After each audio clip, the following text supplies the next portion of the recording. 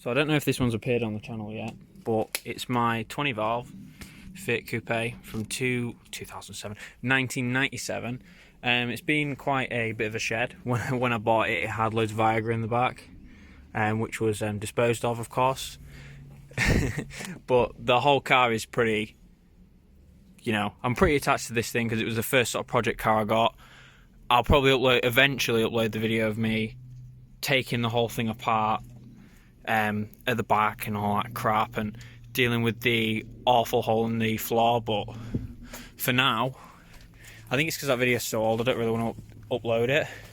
But at the minute, she's been laid up unfortunately since my holiday because I couldn't really afford to put it back on the road and I was too scared about the MOT. But she's nice. Inside, standard affair, cool ass Fiat Coupé interior, usual poop. I even got the mats for it. This one's a bit worn but whatever. I don't think you can see it, but it says Coupé 20 valve on it. All in all, it's a nice car. The reason why I am so attached to it though is because when my Mercedes and Katie's, who's my partner's Fiat 500, got stolen, this thing had just gone in for its timing belt, and this is the car we used to chase those cars around Sheffield. So we were in this and we found Katie's 500. Unfortunately, or fortunately, more unfortunately, because I absolutely loved that thing to bits, we didn't find my absolutely wonderful what's it called, Mercedes. But unfortunately, because I've been a bit of a dick, I've sat and let her deteriorate a little bit, which I know is cruelty, but you can't afford to run like 5 million cars, which is why you should subscribe, by the way, because then one day I might be able to afford I'm joking, I can afford to run them. It's just sometimes you lose your bottle and you think, damn, this is going to be too expensive, I can't be arsed with this. So she's on her original wheels, obviously. She's literally it's pretty rusty when I got it. Forgive the video quality, I'm recording on my shitty phone. But yeah, she was pretty bad when I got it. It'd been laid up for about 5 years, and I put that bad boy on the road within 3 weeks, which was absolutely incredible. Only cost me about 400 odd quid. I'm probably about 975 into this car, not including buying it. I bought it for 400. It was a steal, in my honest opinion. But today we're just going to take these flipping lights off, and it's just something for your view and pleasure. Oh yeah, also it used to catch fire all the time. It was hilarious because oil would seep out of there and ruin everything. Also with these alternators, that alternator didn't work when I first got the car, so there'd always be a red light on the oil pressure gauge which signals that it's got alternator failure, and the car would always run out of battery and I'd have to carry 3 of those things in the back. I think I've still got one in the back just in case, but nah, she's funny little car. It was amazing when I put it on the road because I've always wanted one of these since I was about 14 years old, and I first saw one laid up on a drive, a 20 valve turbo. I've got a turbo as well, but we'll get to that in a bit. Unfortunately, that's another one I've been neglecting. But I see, I'm a bit of an idiot because I neglect these things and I go and buy a MGF for 400 quid and get it on the road for 50 quid. And I should have just spent it on getting this stupid thing on the road. But there's plenty I've done to it. Replaced that. It was horrible. All was scratched on the way and it had loads of dents. And the previous owner had decided to fill it all in. Just the worst. Replaced these light cups because all of that was bubbling and coming off. You see, we've got a bit there, but I filled that in with a pen. Cheap. These lights were horrible when I first got them. Yeah, it's usually because the water sits on there and the paint goes wrong. I'm probably going to dry this off when I'm finished. I also had a really, really terrible exhaust. So I put a 20 valve turbo exhaust on it. No flipping difference. I don't think anyway. Someone tell me if there is. Because, I might have to update my insurance. But I've actually crashed this one as well. Because I'm a bit of a pillock. I was driving a bit too fast at one point. And you can't see it because I've had the bumper replaced. But I came off the road. I'll include some photos of it. It was absolutely tragic. Probably one of the worst, stupidest car related things I've ever done. It wasn't really a crash per se, it was more of a derailment. But oh wow, I never noticed like that.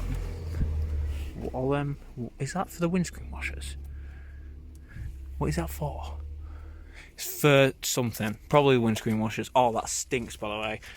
Shout out to the guys on the Coupé club that actually take this off and wash it, because I really need to do that after I've got it back on the road. But yeah, I'm just going to be taking this off, which is fish tank, and the others, and then refurbishing them. I might also do a bit of paintwork to this, but she ain't too bad. There's just that, which really chaps my derriere. Look at that painted alternator. I also need to paint that rocker cover. I've been meaning to do that since this summer, but unfortunately, when we went on the holiday, which I still need to tell everyone about, if I haven't told anyone already, was the best experience ever. But cheers for watching this part anyway, and now on to taking the lights off. Really fairly easy to take off. It's literally one there, one there, one there, and then usually this hooks round this to stop it from pooping about. Yeah, so 1, 2, 3.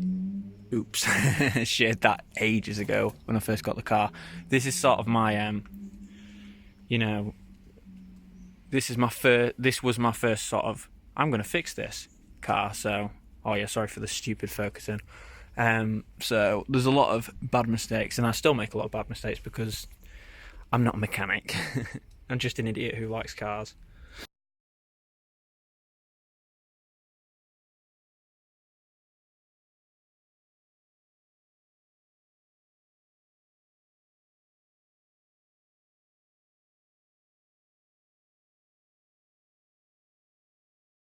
To these things, this just shows you how, like, if you leave your car sitting for too long, I mean, this has been sitting for what, like 2 months, it just turns into a mess. I mean, it just did not look like this when I first laid it up. It literally, that tyre was a bit flat.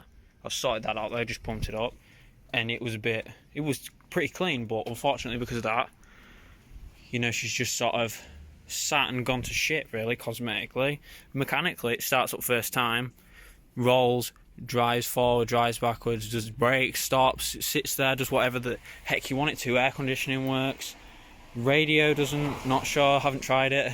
But as a car, it works perfectly, but it just looks like crap at the minute. It does look, it's still as undeniably gorgeous as it usually looks, but from a design perspective, but from a condition perspective, it looks like garbage. So it's really about just sorting this thing out and turning it from a shed to a I don't know what you would say to that, but these things are just disgusting. I don't know how the heck that's happened, because I replaced that. Oh, so that's them off, and they are well worse than I thought. They really messed it up.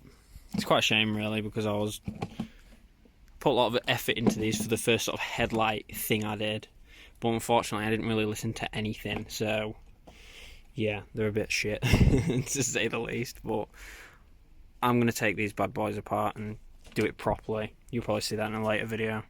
I don't think, then again, if you want to see it, let me know, but I don't think you need to see another headlight video on how to restore your headlights, because, you know, well, look at that. It's a nice hole. Well, there's no such thing as a nice hole in a car, but we'll make sure to clean all that as well before I put them back on. So, easy stuff really. Those two, and one down there. Then you just pull it forward. That already unclipped itself, but okay. You do all these to, like, just the bulbs and stuff. I can actually show anyone how to do this. Pull that out. I think everyone already knows, but it's good to at least show the process. And then it slides forward and you've got a light. But yeah, these are in pretty shit condition, to say the least. Those two are terrible. These two are okay. This one's okay. I am going to take these apart 100,000,000% when I get a minute and sort that out. But yeah, if you look up my number plate, by the way, you'll see that it's got some pretty sketchy MOT history with literally just it blowing up every 5 minutes. But nah, she's a good car. Brilliant car, and never has any issues with that big massive block except for the catching fire. But yeah, she's good. She's a good one. I think that'll do it for this one now, because it's MOT time.